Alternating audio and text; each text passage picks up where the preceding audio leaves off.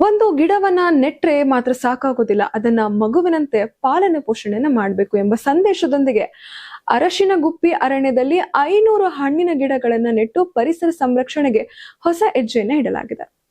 ಹಾವೇರಿ ಜಿಲ್ಲೆಯ ಹಾನಗಲ್ ತಾಲೂಕಿನ ಅರಶಿನಗುಪ್ಪಿ ಅರಣ್ಯ ಪ್ರದೇಶದಲ್ಲಿ 500 ಹಣ್ಣಿನ ಗಿಡಗಳನ್ನ ನಾಟಿ ಮಾಡಲಾಯಿತು. ಇನ್ನು ಪರಿಸರ ಸಂರಕ್ಷಣೆಯ ಜೊತೆಗೆ ಪ್ರಾಣಿ ಪಕ್ಷಿಗಳಿಗೆ ಆಹಾರ ಮತ್ತು ಆಶ್ರಯ ಕಲ್ಪಿಸುವ ಉದ್ದೇಶದಿಂದ ಹಮ್ಮಿಕೊಂಡಿದ್ದ ಈ ಕಾರ್ಯಕ್ರಮದಲ್ಲಿ ಶಾಲಾ ಮಕ್ಕಳು ಹಾಗೂ ಸಾರ್ವಜನಿಕರು ಉತ್ಸಾಹದಿಂದ ಭಾಗವಹಿಸಿದ್ರು. ಶ್ರೀ ಕ್ಷೇತ್ರ ಧರ್ಮಸ್ಥಳ ಗ್ರಾಮಾಭಿವೃದ್ಧಿ ಯೋಜನೆ ಹಾನಗಲ್, ಅರಣ್ಯ ಇಲಾಖೆ ಹಾನಗಲ್ ಹಾಗೂ ಅರಶಿನಗುಪ್ಪಿ ಸರ್ಕಾರಿ ಹಿರಿಯ ಪ್ರಾಥಮಿಕ ಶಾಲೆಯ ಸಹಯೋಗದಲ್ಲಿ ಕಾರ್ಯಕ್ರಮವನ್ನು ಆಯೋಜಿಸಲಾಗಿತ್ತು. ಮಕರವಳ್ಳಿ ವಲಯದ ಉಪವಲಯ ಅರಣ್ಯಾಧಿಕಾರಿ ಶಿಲ್ಪಾ ಗೊಂದಕರ್ ಅವರು ಗಿಡಕ್ಕೆ ನೀರು ಎರೆಯುವ ಮೂಲಕ ಕಾರ್ಯಕ್ರಮಕ್ಕೆ ಚಾಲನೆಯನ್ನು ನೀಡಿದ್ದಾರೆ. ಇನ್ನ ಬಳಿಕ ಮಾತನಾಡಿದ ಅವರು, ಮಕ್ಕಳು ತಮ್ಮ ಹಿರಿಯರು ಹಾಗೂ ತಾಯಿಯ ಹೆಸರಿನಲ್ಲಿ ಒಂದೊಂದು ಗಿಡವನ್ನ ನೆಟ್ಟು ಅದನ್ನ ಬೆಳೆಸುವ ಜವಾಬ್ದಾರಿನ ವಹಿಸಬೇಕು ಎಂದು ಹೇಳಿದ್ದಾರೆ. ಇನ್ನ ಮರಗಳಿಂದ ಆಹಾರ, ಶುದ್ಧ ಗಾಳಿ ದೊರೆಯುವುದಲ್ಲದೆ ಪ್ರಾಣಿ ಪಕ್ಷಿಗಳಿಗೆ ಆಶ್ರಯ ಕೂಡ ಸಿಗುತ್ತೆ. ಪರಿಸರ ನಾಶವಾದ್ರೆ ಮನುಕುಲದ ಭವಿಷ್ಯವೇ ಅಪಾಯಕ್ಕೆ ಸಿಲುಕಲಿದೆ ಎಂದು ಎಚ್ಚರಿಕೆಯನ್ನ ನೀಡಿದ್ದಾರೆ.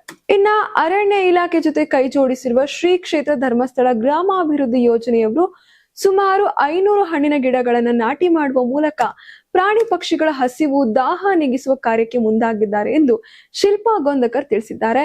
ಇನ್ನು ಕಾರ್ಯಕ್ರಮದ ಮುಖ್ಯ ಅತಿಥಿಯಾಗಿ ಮಾತನಾಡಿದ ಮಕರವಳ್ಳಿ ವಲಯದ ಬೀಟ್ ಅರಣ್ಯಾಧಿಕಾರಿ ಗಣೇಶ್ ಡಿಎಸ್, ಮಕ್ಕಳು ಮತ್ತು ನಾಗರಿಕರು ಮರಗಳನ್ನ ತಾಯಿಯಂತೆ ಪ್ರೀತಿಸಬೇಕು, ಸಂರಕ್ಷಿಸಬೇಕು.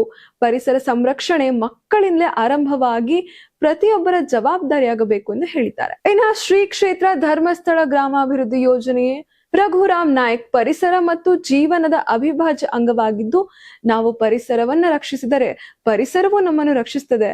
ಇನ್ನ ಪರಿಸರ ಸಂರಕ್ಷಣೆ ಒಂದು ದಿನದ ಕಾರ್ಯಕ್ರಮಕ್ಕೆ ಸೀಮಿತವಾಗದೆ ನಿರಂತರ ಜವಾಬ್ದಾರಿಯಾಗಬೇಕು, ನಿತ್ಯೋತ್ಸವ ಆಗ್ಬೇಕು ಎಂದು ಹೇಳಿದ್ದಾರೆ. ಇನ್ನ ಅರಶಿನಗುಪ್ಪಿ ಅರಣ್ಯ ಪ್ರದೇಶದಲ್ಲಿ ನಡೆದ ಈ ಗಿಡ ನಾಟಿ ಕಾರ್ಯಕ್ರಮ ಹಸಿರು ಪರಿಸರ ನಿರ್ಮಾಣದ ಜೊತೆಗೆ ಮುಂದಿನ ಪೀಳಿಗೆಗೆ ಪರಿಸರ ಸಂರಕ್ಷಣೆಯ ಜವಾಬ್ದಾರಿಯನ್ನ ನೆನಪಿಸುವ ಮಹತ್ವದ ಹೆಜ್ಜೆಯಾಗಿದೆ ಎಂದು ಹೇಳಿದ್ದಾರೆ.